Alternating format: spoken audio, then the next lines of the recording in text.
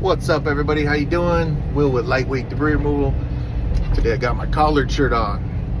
Normally I don't wear these unless we're doing estimates and stuff, but ran out of shirts, so I'm just gonna wear my collared shirt today to a job. But just went to the dump, dumped out. Man, what happened was today, unfortunately, I messed up, man, this week. Not like it doesn't happen, but sometimes it just happens, you know. This issue was a scheduling issue. I accidentally, for some reason, talked to a customer, got him to accept our price on a full load. I think it was a half load, actually. It's like a half load. And then, for some reason, I didn't put him on the schedule. I don't know why. So I messed up. So I didn't catch it in time. Sometime this morning I got a text and somebody was like, "Hey man, am I still on the schedule?" And I was like, "Oh shoot, let me look." So I go in there and look, and I'm like, dang, it was on the schedule for yesterday. I was supposed to be there at 7:30 or something like that, and I totally dropped the just messed up, man. Just messed up. But anyway, I felt horrible. So I haven't had one of those issues for a while, and it's like, what sucks is like we're trying to get more jobs and try to do more business and getting paying for more ads and stuff, but I go to text the guy and say, "Hey man, I can come over right away," but he blocked my number, and I was like, man, that sucks. So I try to and I was like, dude, if I was him, I'd be upset too. So anyway, I sent him I had his email address, so I shot him an email, just told him the situation. I apologize, and I want to make it right, and I told him I'll come over today. I was going to take the day off, hang out with the kids, but it's a Memorial weekend. But I said, hey, you know what, I'm going to come over today. I'm going to make it right. And he's like, cool. And I said, he goes, what time? And I'm like, 5:30. He goes, okay, cool. And he goes, same price? And I said, I'm doing it for free. He's like, what? Free? I said, absolutely, man. And I said, it's my mistake. You trusted me. I wasn't there. I'm doing it for free. So the guy was pretty blown away. I could tell he's like, man. He goes, hey. He goes, you ain't got to do it for free, bro. And I was like, nah, got you covered, man. I said, I stand by our word, and I messed up, so I'm doing it for free. I want to make it right. And then what's cool, most of the time, when stuff like happens like that, and we do it for free, people are just like, okay, cool, that's good, come over and do it. But he was like, hey, you know what, he goes, I appreciate you doing that for me. And he goes, guess what, he goes, I have a garage clean out, a big job. He goes, there's just a couple things that's laying around the side of his house. So he's like, I'm going to have you come out and do it. And he goes, and I'll pay your full price on the garage clean out. And I'm like, awesome, man. Perfect. So I feel like it really turned out pretty good. My wife's mad at me because, I dropped it, man. I blew it, but at the same time, you know what? I'm glad I'm doing it for free. And I'm glad he allowed me to do it for free and still work with us. Because yeah, he's gonna give us another job, but at the same time, I believe he's gonna tell his friends. He's blown away by it, and so I think that's gonna help us out. You never know, right? But yeah, I just think that taking care of the customer and whatever means necessary to even if they don't want to use you again. I've had a situation where someone needed something like at a certain time and we couldn't do it, and it messed them up because they were trying to close escrow and they needed something out at a certain time and we couldn't do it. And then I didn't promise it to them, but they were still upset that we couldn't do it until later in that afternoon. But stuff like that, it's like, and then they probably never use us again because they're upset. That's the last thing they remember. But I think in cases where you let people down, you don't have to go as extreme as I did, like just saying you do it for free. But at the same time, I think not just blowing it off and letting it go is a lot better than, it's better to catch it and just do what it takes to make the customer happy, even if they never use you again. The other thing is, you don't want them to give you a bad review, right? So I'm not too worried about a bad review. We got 5-star reviews, but I wouldn't want them to give me a bad review. But at the same time, I don't think he'll give me a bad review if I take care of him.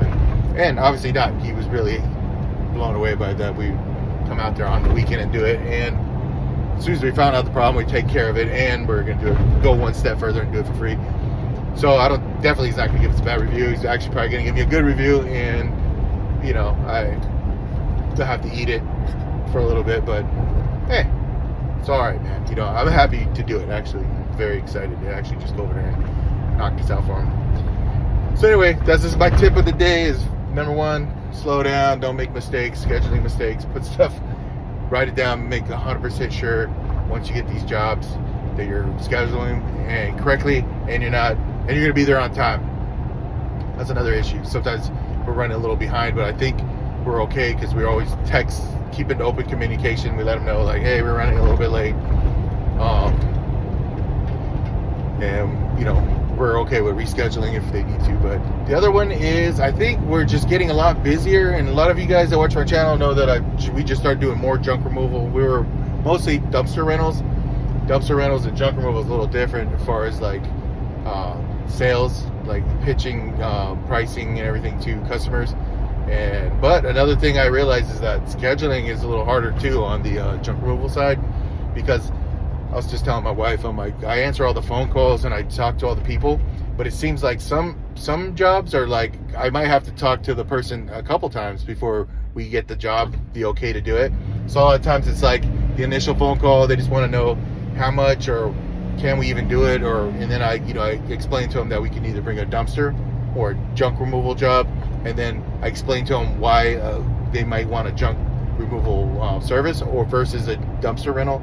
And a lot of times it's because sorting, like if they have to sit there and sort through items like documents, and if someone passed away or items, then dumpsters are the way to go because they can take their time. But junk removal service is really good for where we come in there and we just handle everything. We're the last people into a house or a commercial spot, and we'll clear everything out. But at that same time, another issue that I find with junk removal that I don't see with dumpster rentals is scheduling. It's like, because I'm talking to the person, I'm like, hey, yeah, we could do this. We could do your dumpster. We could give you a junk removal. Okay, sounds good. Let me talk to my husband or my wife, or let me call you back. Okay, they call back. Hey, how much is the pricing? What do you charge? I got a quote for this. And then we're like, send me a picture. Okay, I get the picture.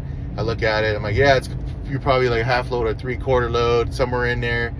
And then they're like, okay, what's the half load in your 3/4 price? Oh, half load $350 to $400. 3/4 load, like another $150. It's around $600, $700 for a 3/4, depending how heavy it is, right? And they're like, okay, let me call you back. And then it's like, okay, my husband said it's cool, let's do it. Okay. And the next day it's like, okay, what days are you available? And I'm like, okay, we got Thursday and a Friday at these times. Okay. And then I get a text, and then they say, all right, lock me in for Friday at this time. So it takes a while. Sometimes it could take like 3 or 4 conversations. With a dumpster rental, most of the time it's like, yes, I'll do it. And it's like, okay, cool. And then I tell them Christina will be calling you shortly to book you in. And then boom, it's all paid for. The price is like set. The time is set. So much easier with dumpster rentals, as far as that. And then, but yeah, so scheduling is hard, man. I just find out like that, I forget about these people because it's like I talk to so many people every day, and it's just kind of hard if they're like not saying I'm booking the job with you, and I can't just write it down as a time and and a date and everything. It's like, okay, so they're just in lieu, they're just floating around in my head, and and then what happens is the ones that I do book, I tell them, hey, I might be driving, so I'll say, hey, text me your information, the time and everything, and then I'll jot down something. But then it's, if I don't get that information to Christina to get booked into the system, it's just I forget, So anyway, if you guys have any ideas for me, I mean, we use DRS for everything. DRS is our dumpster rental systems. So they added junk removal to their service plan, so they're kind of like trying to help us. A couple issues with that is like we have to have the email address. If you don't have an email address, for some reason their system won't be able to put them on the schedule and book it, because it's just something weird with that. Like it has to have an email address, just like when they book a dumpster. So anyway, but I don't want to run 2 systems, and I don't want to have a bunch of other stuff. So if you guys have ideas or something that you guys use out there for scheduling, or if you're working with a book, like you have a husband and wife team or assistant that's booking you guys, and how do you do that? Like, how do you keep everybody on the same page and not have these oopsies? So anyway, all right, guys, send me in those comments. They really help. All you guys that give me comments, man, I use them all the time. I try them out, and then I'll do a video on them. So if you got something that you guys use, let me know. I'll I'll mention you that you gave it to me. You know, I won't just say I did it. I learned this. You know, it's like, hey, so and so from this company does it this way, and I tried it and it worked. You know, so I don't steal credit. You know, I give credit where it's due. So anyway, I appreciate you guys. Thanks for subscribing. Yeah, if you can, subscribe to the channel. I'm trying to grow our channel. Trying to get do some more things. You know, like you guys know that I'm gonna buy a hook lift trailer from Cam Concepts, and I'm a dealer now with Cam Concepts, and I'm in the process of getting my own dealership office and have my DMV license so I can sell new vehicles, and then also a bunch of other stuff. So you guys got to watch my channel. I'm kind of giving the whole process on how I'm doing it. But if you guys need a Cam Concept trailer, it's a hook lift trailer, give me a buzz, 619-865-8246. Just give me a holler. All right, talk to you soon. Bye. All right, on the way to the customer's house right now.